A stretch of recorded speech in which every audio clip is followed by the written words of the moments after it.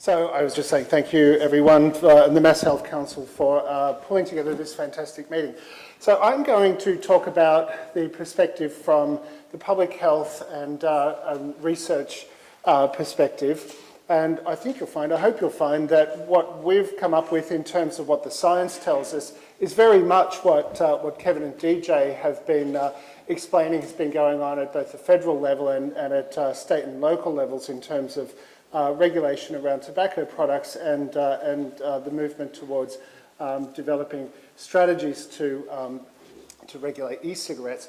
I'm taking a specific perspective from the point of view of youth, and I want to share with you some ideas that the science tells us about youth prevention, how we can develop evidence-based strategies to help to prevent uptake of e-cigarette or vaping products among young people.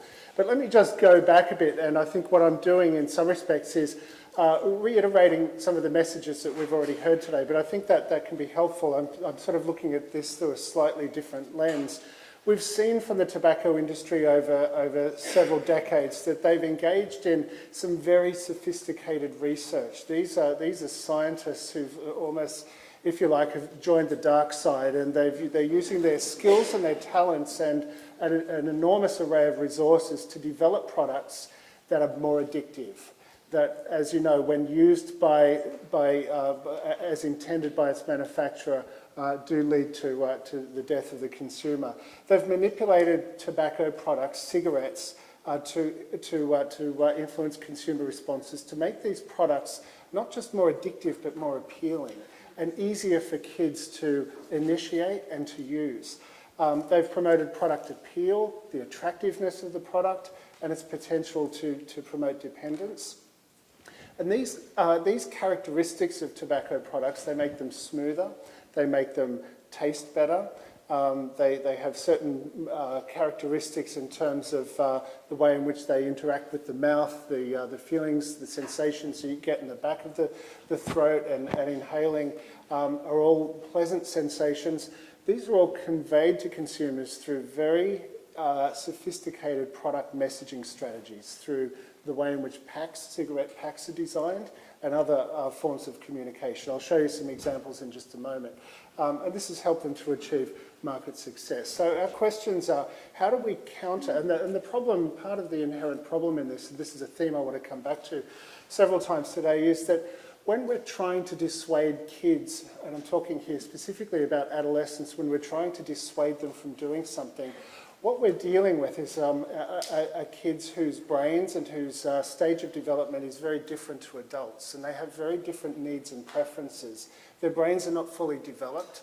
They have a higher propensity to seek reward, to engage in impulsive behaviour, and to look for sensation or sensation-seeking behaviour. The science has shown us that they can appraise risks in pretty much the same way that adults can. But what they're not good at is making long-term plans or engaging in developing decision-making strategies to avoid exposing themselves to those risks. So when you put all those pieces together, you find that it's very difficult, it can be very difficult to dissuade adolescents from engaging in risky behaviours. So we need to think again about how we can develop communication strategies and other evidence-based regulations to help to prevent uptake of all drug use, but including vaping device use among adolescents. I'm sorry, I just jumped back.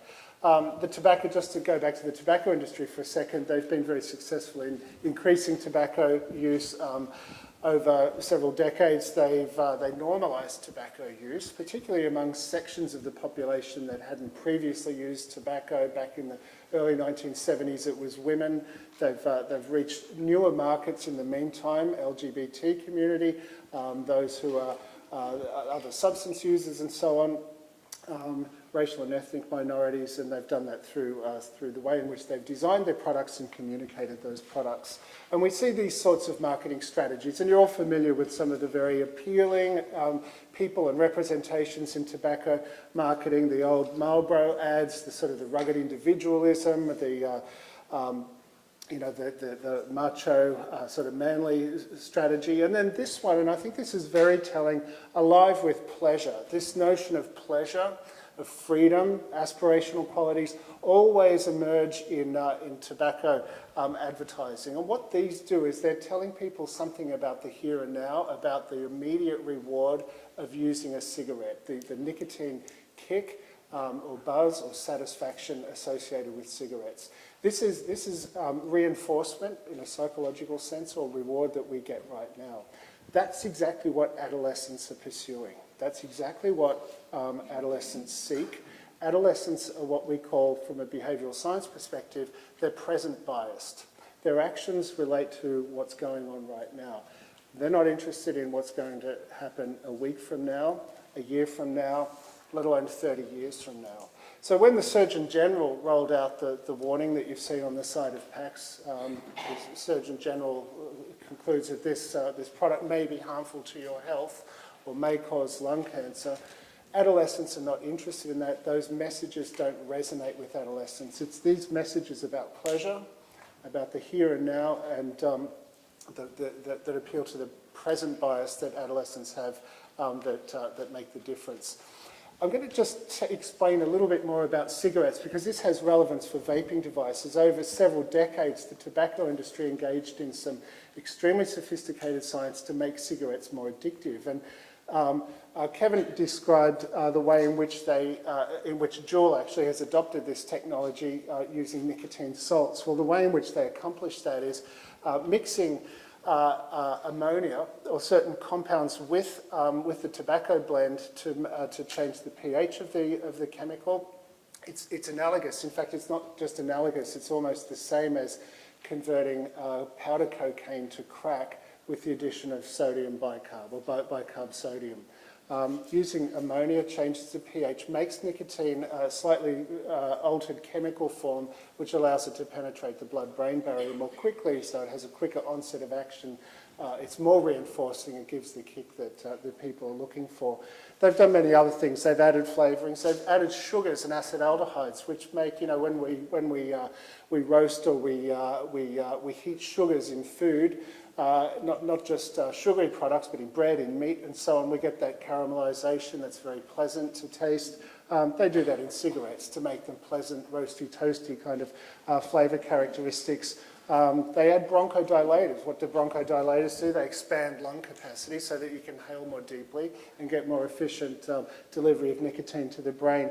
They've added menthol, of course, which makes cigarettes easier to smoke, smoother, less harsh, particularly appealing to young people, especially those who are just beginning smoking. And back in the late 60s, early 70s, they added ventilation to filters. These are very fine perforations which are located in the end of the filter, and that has the effect of mixing in fresh air as the smoker draws on the end of the cigarette. What does that do? That makes cigarette smoke less harsh, and when it tastes or feels less harsh to the smoker, their perception of the risk of the potential harm of that product is diminished. So they have fewer concerns about the health risks of using those products, and that's what light cigarettes are. They're exactly the same from this end to the filter. They've added ventilation holes, which makes these products seem less harmful, and smokers, feeling reassured about this light cigarette, continued smoking through the 70s and 80s and beyond instead of quitting. And then these characteristics have been communicated to consumers through all of these sorts of pack messaging or other marketing strategies: pleasure, reward, bold, rich, spice, fresh, and so on. And these are all interpreted or understood very readily by smokers as reflecting the characteristics of the product, and these in themselves become very reinforcing. I think I'll just skip this slide on consumer response. It's just sort of telling us that people come to understand a product both by the way it feels when they use it, and the way in which it's communicated through the packaging or other characteristics, other qualities.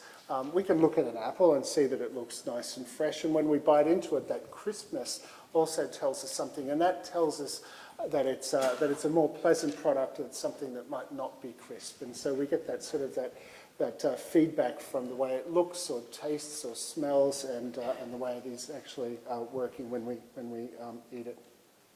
And here are some examples of product packaging. The FDA in 2009 required tobacco manufacturers to remove certain messages from packs, including mild,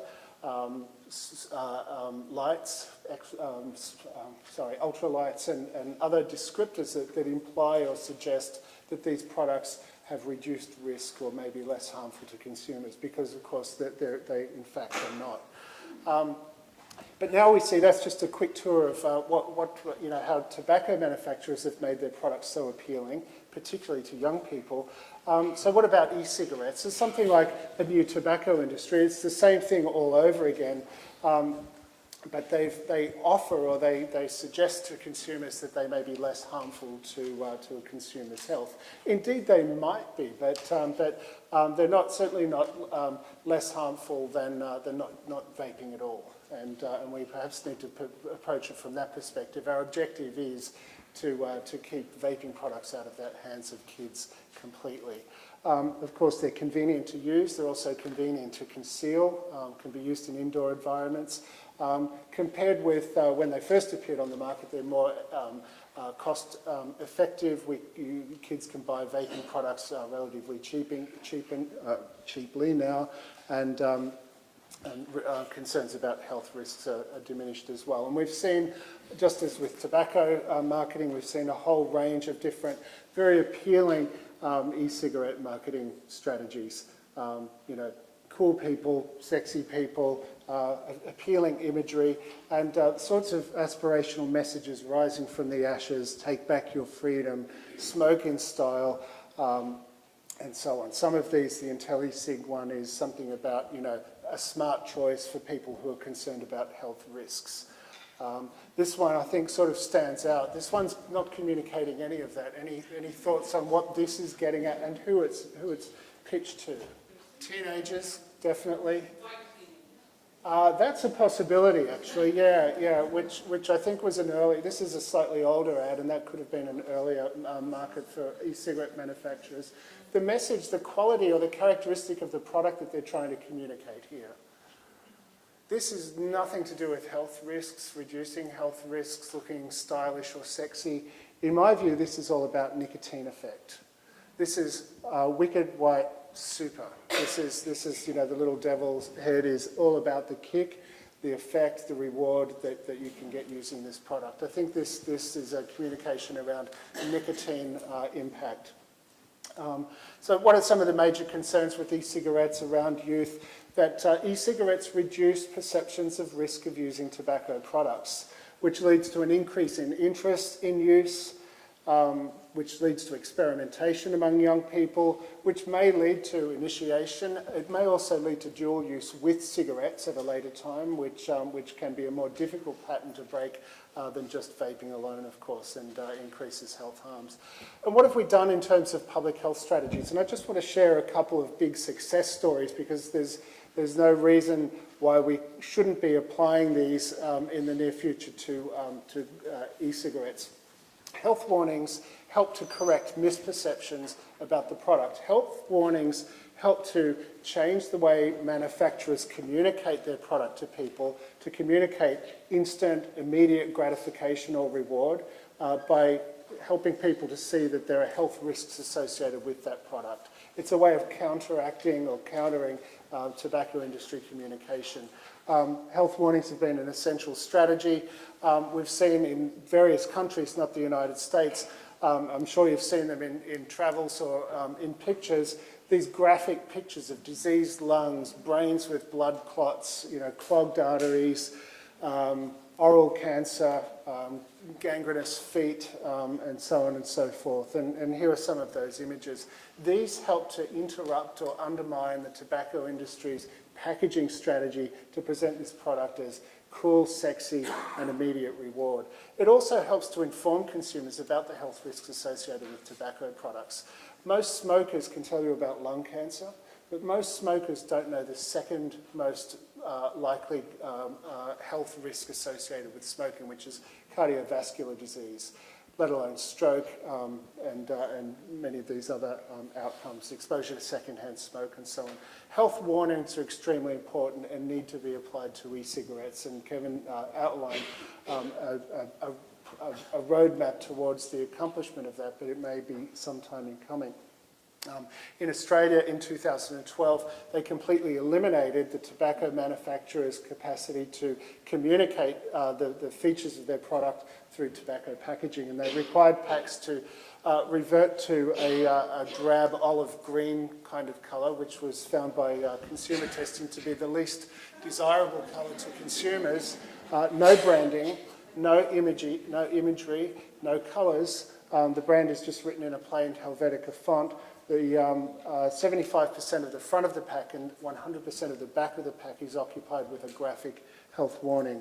Again, when these were introduced, smokers reported that their product, even though the product wasn't changed, suddenly didn't taste so good. It was less appealing. They thought that the product itself had also been messed up, and that's the point, because this attractive packaging influences the way people perceive the product when they actually smoke it. Oops, I'm sorry, that just...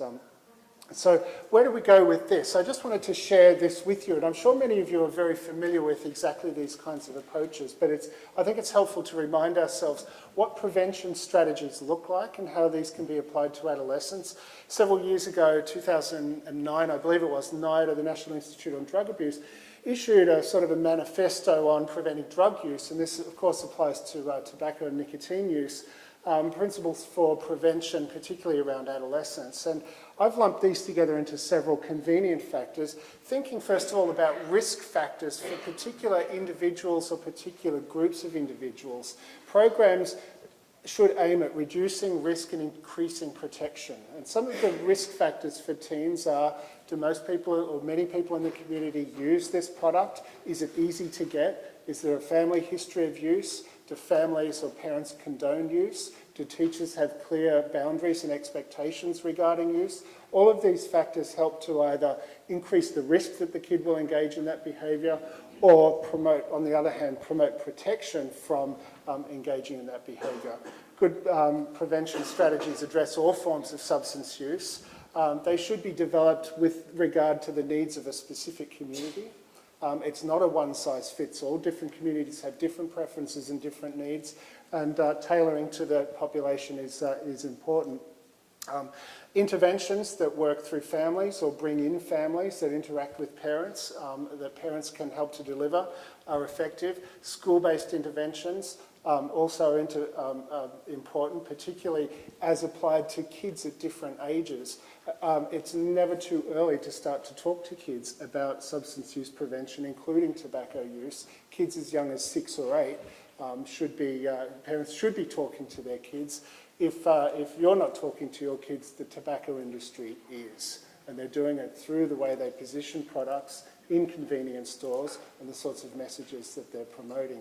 Kids go into convenience stores, drug stores, with their parents on a very regular basis. They're exposed to that Powerball. They see imagery, branding for Marlboro, for Newport. There's no reason why a 6-year-old kid needs to know what Marlboro is.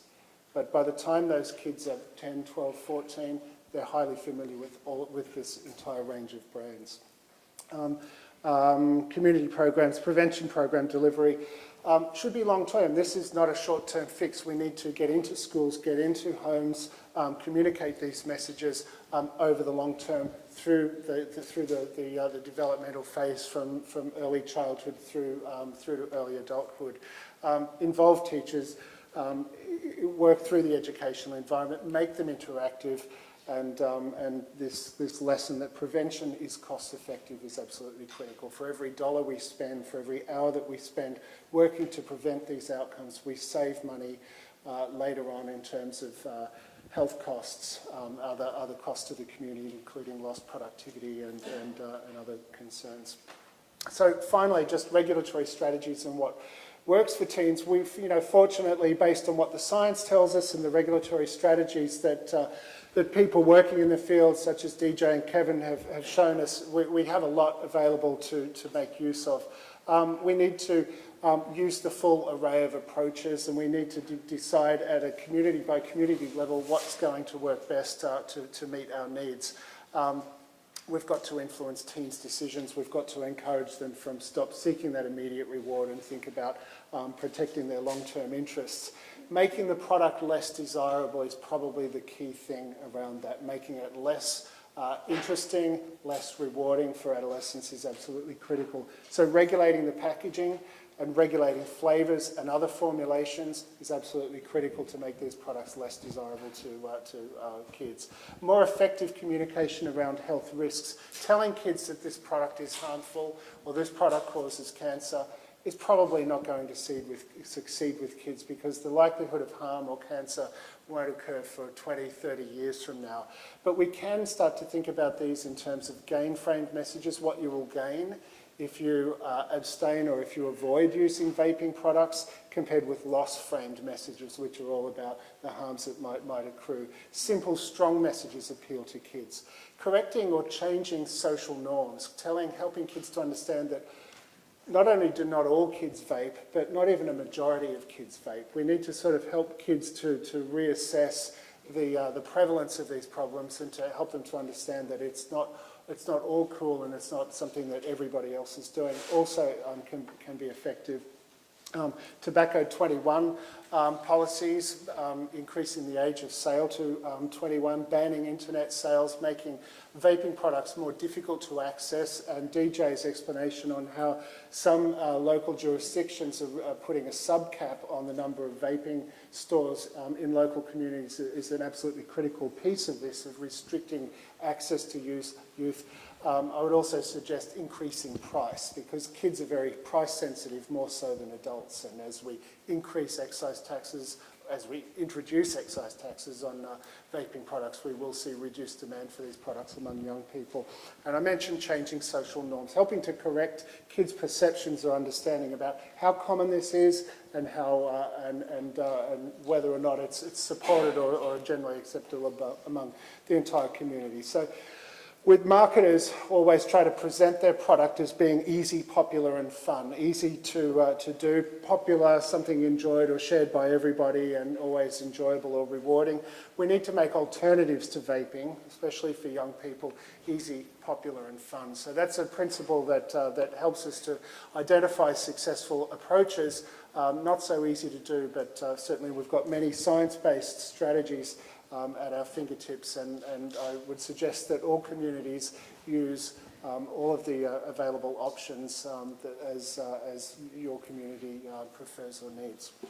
So that is it for me. Thank you very much.